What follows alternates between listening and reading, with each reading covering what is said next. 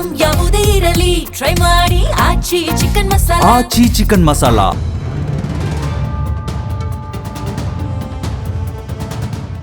ದಾವಣಗೆರೆ ಎಂದಾಕ್ಷಣ ಎಲ್ಲರಿಗೂ ದಾವಣಗೆರೆ ಬೆಣ್ಣೆ ದೋಸೆ ಹಾಗೂ ಇಲ್ಲಿನ ಖಾರ ಮಿರ್ಚಿ ಮಂಡಕ್ಕಿ ನೆನಪಾಗುತ್ತೆ. ಒಂದು ಕಾಲದಲ್ಲಿ ಹತ್ತಿಯ ಮಿಲ್ಗಳನ್ನ ಹೆಚ್ಚಾಗಿದ್ದರಿಂದ ಕರ್ನಾಟಕದ ಮ್ಯಾಂಚೆಸ್ಟರ್ ಅಂತ ದಾವಣಗೆರೆಯನ್ನ ಉಲ್ಲೇಖಿಸಲಾಗುತ್ತಿತ್ತು.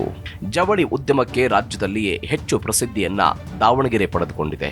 ಕಾಂಗ್ರೆಸ್ನ ಅತ್ಯಂತ ಹಿರಿಯ ಶಾಸಕರಾಗಿದ್ದ ಶಾಮನೂರು ಶಿವಶಂಕರಪ್ಪ ಇದೇ ಕ್ಷೇತ್ರದಿಂದ ಸ್ಪರ್ಧಿಸಿ ಗೆಲುವು ಸಾಧಿಸುತ್ತಿದ್ದರು. ಇದೀಗ ಅವರು ಮೃತಪಟ್ಟ ನಂತರ ದಾವಣಗೆರೆ ದಕ್ಷಿಣ ವಿಧಾನಸಭಾ ಕ್ಷೇತ್ರಕ್ಕೆ ನಡೆದ ಉಪಚುನಾವಣೆಯಲ್ಲಿ ಅವರ ಮೊಮ್ಮಗ ಸಮರ್ಥ ಶಾಮನೂರು ಕ್ಷೇತ್ರದ ಶಾಸಕರಾಗಿದ್ದಾರೆ. ಹಾಲಿ ಶಾಸಕ ಸಮರ್ಥ ಶಾಮನೂರು. ದಾವಣಗೆರೆ ದಕ್ಷಿಣ ಕ್ಷೇತ್ರದ ಹಾಲಿ ಶಾಸಕ ಸಮರ್ಥ ಶಾಮನೂರು ಇವರು ಕರ್ನಾಟಕ ರಾಜಕಾರಣದ ಅತ್ಯಂತ ಪ್ರಭಾವಿ ಹಾಗೂ ಪ್ರತಿಷ್ಠಿತ ಶಾಮನೂರು ಕುಟುಂಬದಿಂದ ಬಂದ ಯುವ ರಾಜಕಾರಣಿ.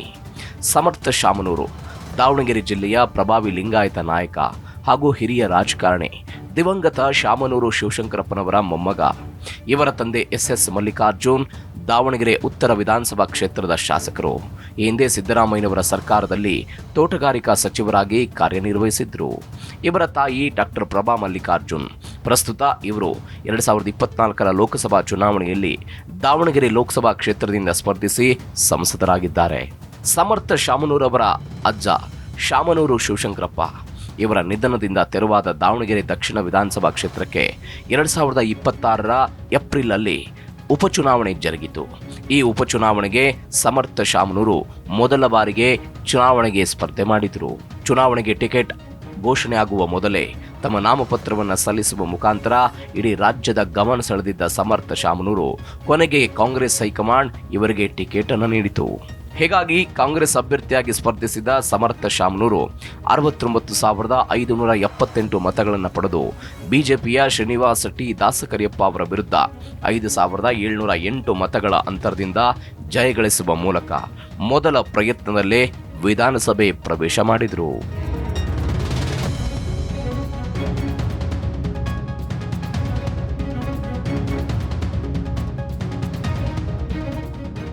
ದಾವಣಗೆರೆ ದಕ್ಷಿಣ ವಿಧಾನಸಭಾ ಕ್ಷೇತ್ರದ ಇತಿಹಾಸ.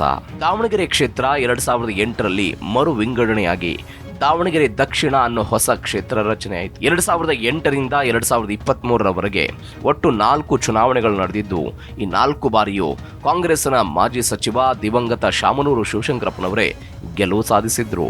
ಶಾಮನೂರು ಶಿವಶಂಕರಪ್ಪ ಪ್ರಬಲ ಲಿಂಗಾಯತ ಸಮುದಾಯಕ್ಕೆ ಸೇರಿದವರು. ದಾವಣಗೆರೆಯಲ್ಲಿ ವಿದ್ಯಾಸಂಸ್ಥೆಗಳು, ಜವಳಿ ಉದ್ಯಮ ಸೇರಿದಂತೆ ಅನೇಕ ಉದ್ಯಮಗಳನ್ನು ನಡೆಸುತ್ತಿದ್ದರು.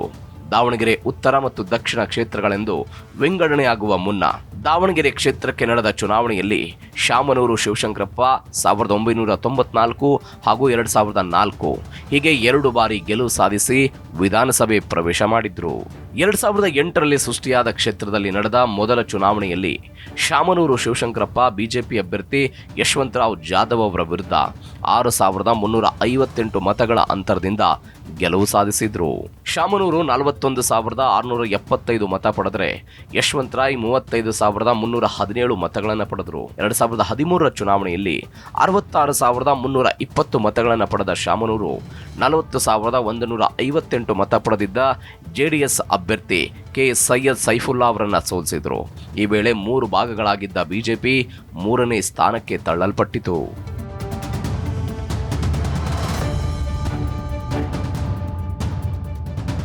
2018ರ ಚುನಾವಣೆಯಲ್ಲಿ 3ನೇ ಬಾರಿ ಶಾಮನೂರು ಕಾಂಗ್ರೆಸ್ ಅಭ್ಯರ್ಥಿಯಾಗಿ ಸ್ಪರ್ಧಿಸಿದರೆ ಸತತ 3ನೇ ಬಾರಿ ಬಿಜೆಪಿಯಿಂದ ಯಶವಂತರಾಯ್ ಜಾಧವ್ ಸ್ಪರ್ಧೆ ಮಾಡಿದರು. ಕಾಂಗ್ರೆಸ್ 71,369 ಮತಗಳನ್ನು ಪಡೆದರೆ ಬಿಜೆಪಿ 55,485 ಮತಗಳನ್ನು ಗಳಿಸಿತ್ತು. ಶಾಮನೂರು 15,884 ಮತಗಳಿಂದ ಜಯ ಗಳಿಸಿದರು. 2023ರ ಚುನಾವಣೆಯಲ್ಲಿ ಶಾಮನೂರು ಶಿವಶಂಕರಪ್ಪನವರು 84,298 ಮತಗಳನ್ನು ಪಡೆದು ಎದುರಾಳಿ ಅಜಯ್ ಕುಮಾರ್ 56,410 ಮತಗಳನ್ನು ಪಡೆದಿದ್ದರು. ಅವರ ವಿರುದ್ಧ 27,888 ಮತಗಳ ಭಾರೀ ಅಂತರದಿಂದ ಐತಿಹಾಸಿಕ ಜಯ ದಾಖಲಿಸಿದರು.